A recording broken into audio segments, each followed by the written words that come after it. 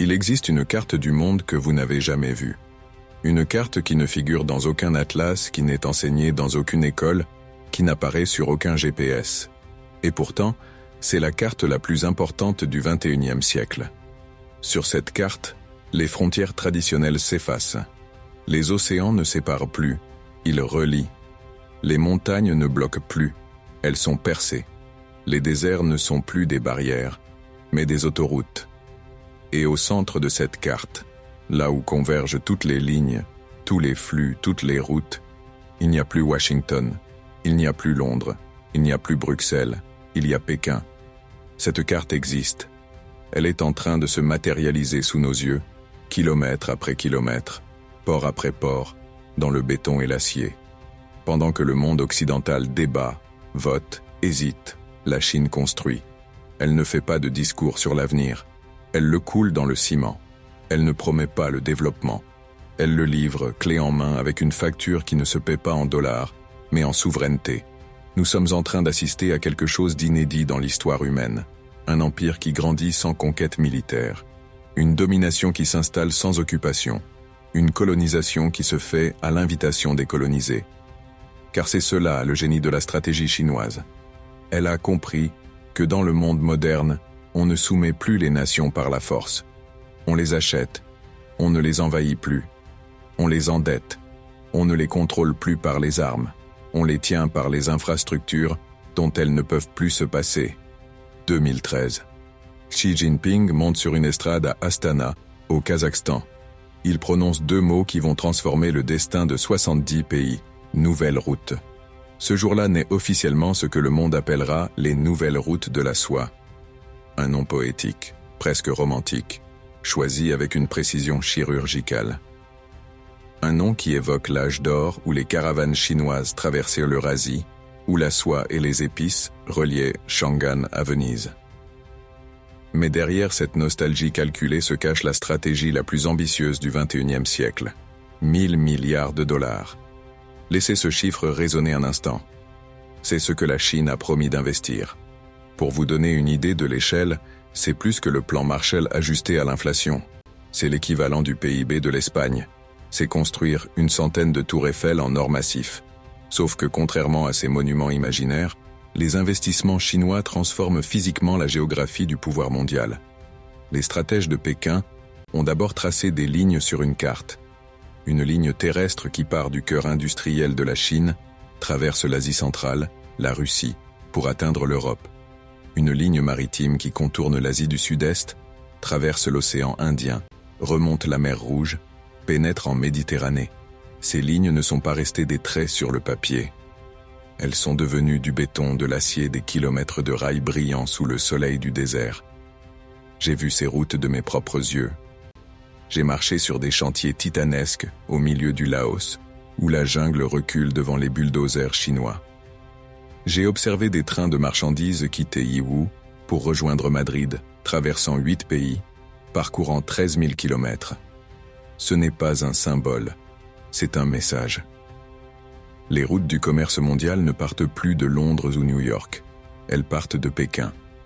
Mais les routes terrestres ne sont que la partie visible. Le véritable coup de génie se joue sur les mers. Car celui qui contrôle les ports contrôle le commerce mondial. 90% des marchandises transitent par voie maritime.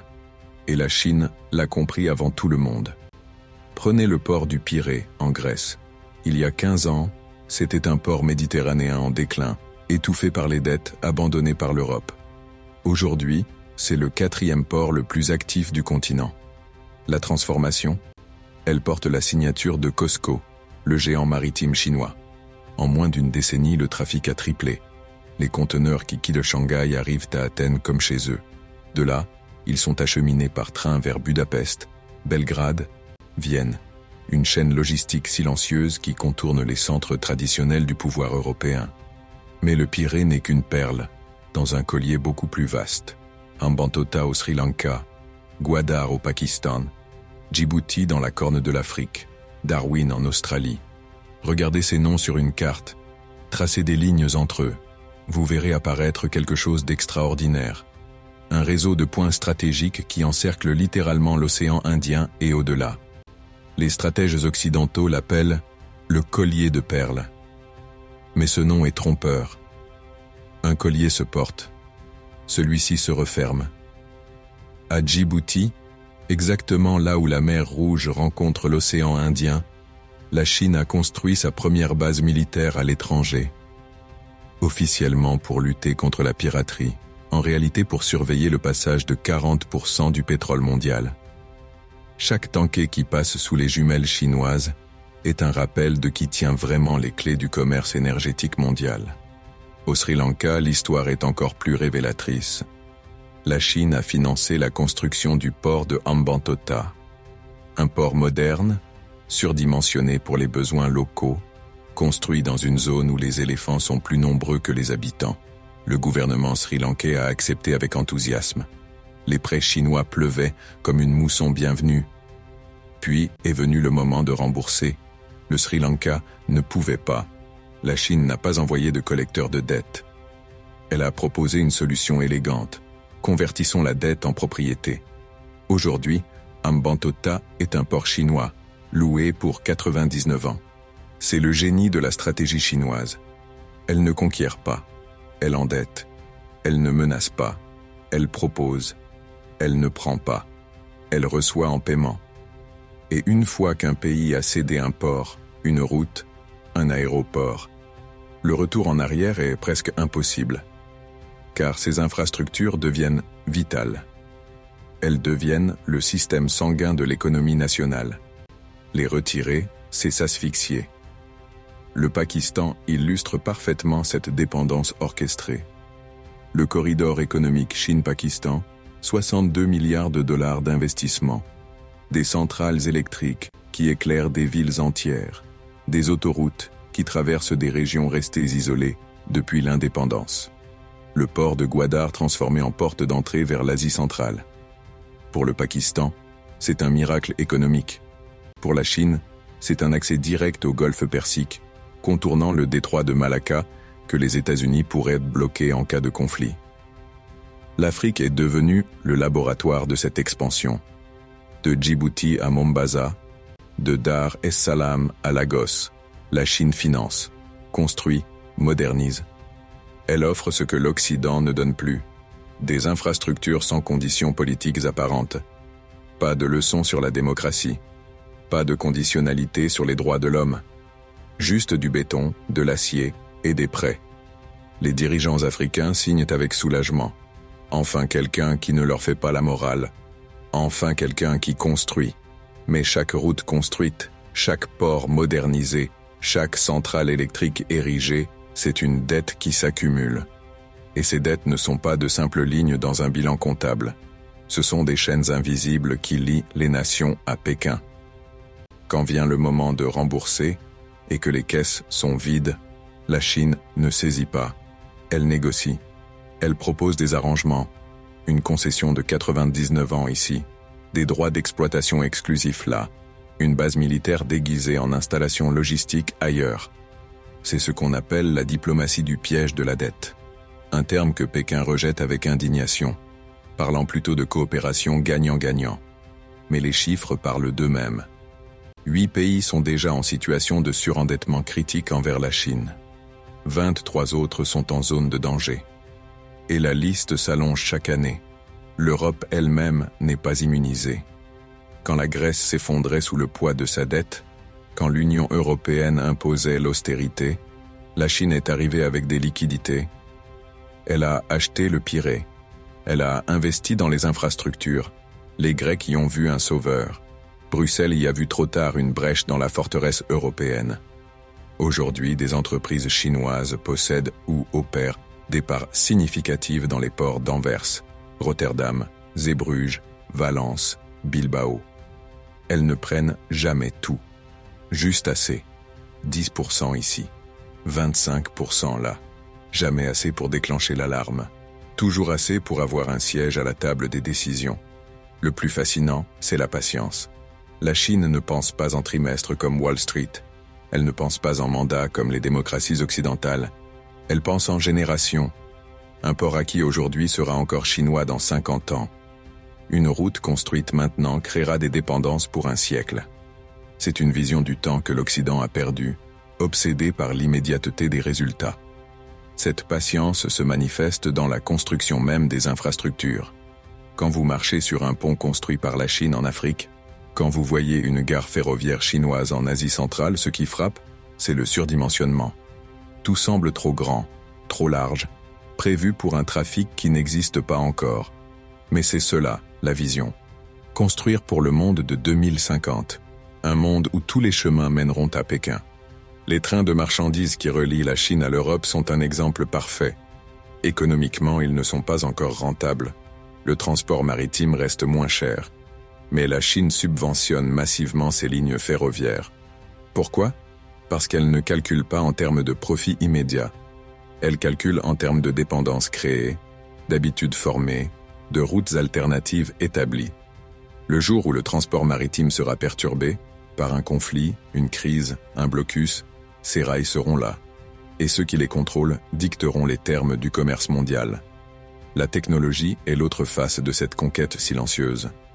Quand Huawei propose de construire la 5G en Afrique, en Amérique latine, en Europe de l'Est, ce n'est pas juste pour vendre des antennes, c'est pour créer une infrastructure de communication sur laquelle ces pays dépendront pour les 30 prochaines années. Les données qui transiteront, les communications qui passeront, tout cela créera une cartographie du pouvoir que Pékin pourra lire comme un livre ouvert. Les câbles sous-marins racontent la même histoire. La Chine pose discrètement des milliers de kilomètres de fibres optiques au fond des océans. Elle relie l'Afrique à l'Asie, l'Amérique du Sud au Pacifique. Chaque câble est une artère par laquelle circule l'information du XXIe siècle. Celui qui possède les câbles possède les conversations du monde. Mais le plus brillant dans cette stratégie, c'est son apparence inoffensive.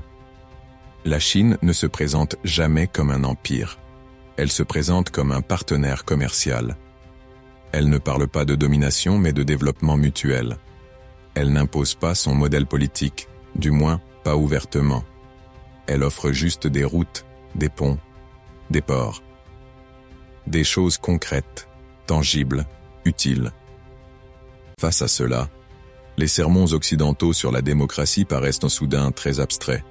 Quand un président africain doit choisir entre un prêt du FMI assorti de 50 conditions et de réformes douloureuses, ou un prêt chinois qui vient avec la promesse d'un chemin de fer flambant neuf, le choix est vite fait. La Chine offre du développement visible. L'Occident offre des ajustements structurels invisibles. La Chine construit des monuments au progrès. L'Occident restructure des dettes. Et pendant que les diplomates occidentaux s'inquiètent dans leurs sommets, pendant que les think tanks publient des rapports alarmants, la Chine continue de construire, kilomètre par kilomètre, port par port, prêt par prêt. Elle tisse sa toile avec la patience de l'araignée et la vision de l'architecte. Nous sommes en train d'assister à la plus grande reconfiguration du pouvoir mondial depuis la chute de l'Empire britannique. Mais cette fois, il n'y a pas de décolonisation spectaculaire. Il n'y a pas d'indépendance proclamée. Il y a juste un glissement progressif, presque imperceptible, du centre de gravité du monde. Un glissement vers l'Est, vers Pékin. Et le plus troublant, c'est que nous le voyons se produire. Nous publions des articles à ce sujet. Nous organisons des conférences. Nous tirons la sonnette d'alarme. Mais nous semblons incapables de l'arrêter. Parce que la Chine offre quelque chose que nous avons cessé d'offrir. Elle construit. Dans un monde fatigué des guerres sans fin, des crises financières à répétition, des promesses non tenues, la Chine arrive avec des grues et du ciment. La question n'est plus de savoir si la Chine deviendra la première puissance mondiale. La question est de savoir si elle l'est déjà devenue et si nous sommes simplement les derniers à nous en apercevoir. Car pendant que nous comptions les porte-avions et les ogives nucléaires, pendant que nous mesurions la puissance en termes militaires, la Chine redéfinissait les règles du jeu. Dans ce nouveau jeu, ce ne sont pas les armées qui conquièrent, ce sont les routes, ce ne sont pas les missiles qui soumettent, ce sont les dettes, ce ne sont pas les idéologies qui s'imposent, ce sont les infrastructures. Et dans ce jeu-là, la Chine a 20 ans d'avance. Alors la prochaine fois que vous verrez un produit Made in China, souvenez-vous qu'il n'a pas seulement été fabriqué en Chine. Il a probablement transité par un port chinois, voyagé sur une route chinoise, été financé par une banque chinoise. Le monde que nous habitons est de plus en plus un monde construit par la Chine, selon les plans de la Chine, pour servir les intérêts de la Chine. Et le plus ironique dans tout cela, nous avons financé cette expansion. Chaque fois que nous achetons un produit chinois, nous contribuons à la machine. Chaque déficit commercial creuse un peu plus notre dépendance. Nous avons créé le monstre que nous craignons maintenant. Et il est peut-être trop tard pour refermer la boîte de Pandore. Car au final, ce n'est pas la Chine qui rachète le monde. C'est le monde qui se vend à la Chine. Transaction par transaction, port par port, dette par dette. Et quand nous nous réveillerons complètement, nous découvrirons peut-être que le monde a déjà changé de propriétaire. Sans guerre, sans invasion. Juste avec de la patience, de l'argent et beaucoup de béton.